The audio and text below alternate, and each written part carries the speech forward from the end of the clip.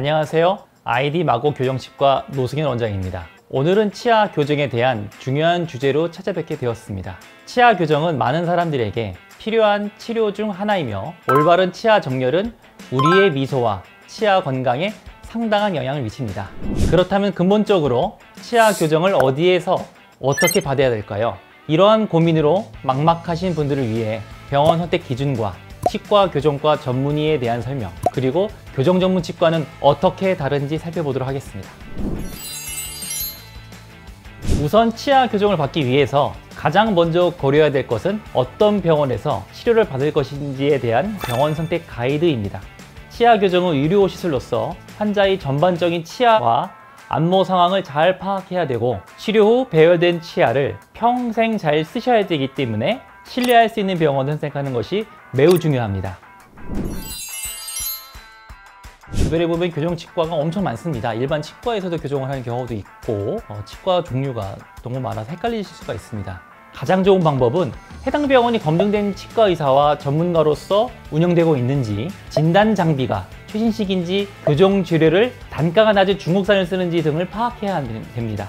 당연히 이 치과도 사업이다 보니까 그 가격을 낮춘다는 거는 어디선가 가격을 분명히 낮추는 요소가 있을 거예요. 그러면은 재료를 가지고 가장 많이 좀 낮추는 경향이 있는데, 그러면 중국산 재료를 쓰신다고 한다면은 당연히 단가 내려가겠지만 그거의 치료의 결과의 후는 2년 아니면 1년 반, 3년 후에 결정이 나는 거기 때문에 그거에 대한 결과는 사실 치료 시작 전에 알 수가 없습니다. 그래서 가장 중요한 건 덤핑 치과는 애시당초 먼저 걸으시는 게 중요할 것 같습니다.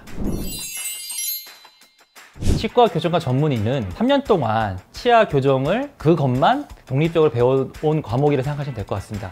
사실 치과대학 다니면서 6년 동안은 치과 교정학이라 있지만 되게 짧게 다루어지고 알고 보면 성전과 발육 같은 것만 많이 집중하기 때문에 잘 모르고 넘어가는 경우가 많습니다. 저 같은 경우도 6년 치과 의사 면허증을 땄지만 교정을 정말 잘 모르겠다 그랬거든요. 하지만 3년 동안 치아 교정만 따로 배우면서 이게 이렇게 연결되는 것이고, 또 보철과나 보존과나 다른 영역에서는 치아를 세밀하게 한 치아만 면밀하게 보는 반면 교정은 되게 큰 그림을 가지고 안모 아니면 치아 압궁 형태 그런 걸 많이 다루기 때문에, 그리고 비대칭 요소 같은 경우도 사실 치과대학 정규 과정에서는 알 수가 없는 거거든요. 환자들과 소통을 하면서 다룬다는 게 분명히 다른 과 전문의 선생님과 다를 겁니다.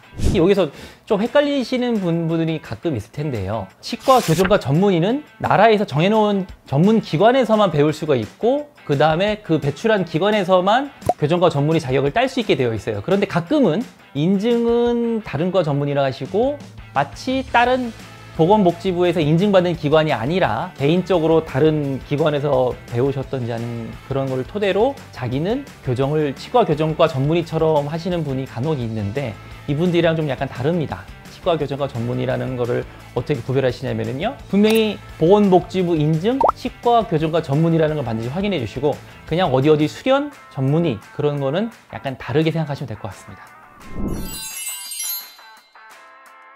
네, 당연히 경력이나 숙련도가 큰 차이점을 좌우할 수 있게 됩니다. 저 같은 경우도 전문의를 맨 처음 땄을 경우만 해도 나 이제 더 이상 배울 게 없다, 저는 모든 치료를 다 할 수 있다 생각했는데, 해가 지나면 지날수록 교정은 이거는 정말로 배울 게 정말 많구나 라는 게 있거든요. 저도 이제는 경력이 이제 14년 차 교정과 전문의 되거든요. 제가 그렇다고 해서 지금 이전보다 지식이 더 줄거나 그런 건 아닐 테지만 알면 알수록 복잡한 게 좀 많이 생기는 게 교정입니다. 그렇기 때문에 경력이 너무 짧거나 경력이 좀 부족했다는 분들은 치료 결과에 조금 미흡한 결과를 나타낼 수 있을 거라 생각합니다. 그리고 또 중요한 거는 꾸준한 관리입니다. 저도 물론 예전에 공직으로 일한 적이 있었지만 몇 년이 지나면은 이 병원을 떠나야 되는 경우도 있습니다. 대표 원장님과의 마찰이 있다거나 아니면 제가 개원을 하려고 나온다거나, 물론 여기까지는 좋은데 문제는 새로 오신 원장님께랑 치료 철학이 다르다면 좀 약간 다르게 경우가 생깁니다. 안모를 보시는 스타일도 다를 수도 있겠고 치아를 당기는 배열하는 방식이 다르기 때문에 만약에 여기서 충돌이 벌어진다면은 분명히 환자분들은 그 사이 몇 달간은 헷갈리시고 나는 왜 이전에 치료받던 거랑 스타일이 다르다는 걸 환자분도 느끼실 수 있을 거예요. 그렇다면은 좀 이 피해는 환자분들이 입는 거니까 웬만하면 꾸준히 하는 관리를 받는 게 좋겠다 생각입니다. 치과 교정과라는 거는요, 치과 교정과 전문의 만 할 수 있는 개설자입니다. 대표 원장님이 치과 교정과 전문의가 아니면 개설할 수가 없습니다. 만약에 치과 교정과 전문의를 찾고 싶으신데 이분도 치과 교정과 전문의 같고 저분도 치과 교정과 전문의 같고 헷갈리신다 그러면은 치과 교정과 치과의원을 찾으시는 게 가장 간편합니다. 그분들은 무조건 치과 교정과 전문의라고 생각하시면 될 것 같습니다. 또 차이점이 뭐냐면은 아까도 설명드렸다시피 치과 교정과는 교정에 특화된 서비스를 제공할 겁니다. 그렇기 때문에 교정을 위해서만 진료 장비를 구매해 놓을 것이고 또 그거에 따라서 스캐너니 엑스레이 같은 경우도 교정과에 특화된 거를 준비해 놓을 것입니다. 따라서 맞춤형 치아 교정 계획을 수립하는데 매우 유리할 거예요. 프로그램 자체도 치과 교정과에 맞는 엑스레이 분석 프로그램을 할 것입니다. 오늘은 치아 교정 병원 선정 기준에 대해서 다뤄봤습니다. 치아 교정은 우리의 미소와 치아 건강에 긍정적인 영향을 미치는 중요한 치료입니다. 결론적으로 치아 교정을 받을 때 병원 선택, 교정과 전문의, 그리고 치과 교정과를 고려하는 것이 매우 중요하겠습니다. 건강한 치아와 아름다운 미소를 향한 첫걸음, 아이디 마고 교정치과 노승현 원장이었습니다. 감사합니다.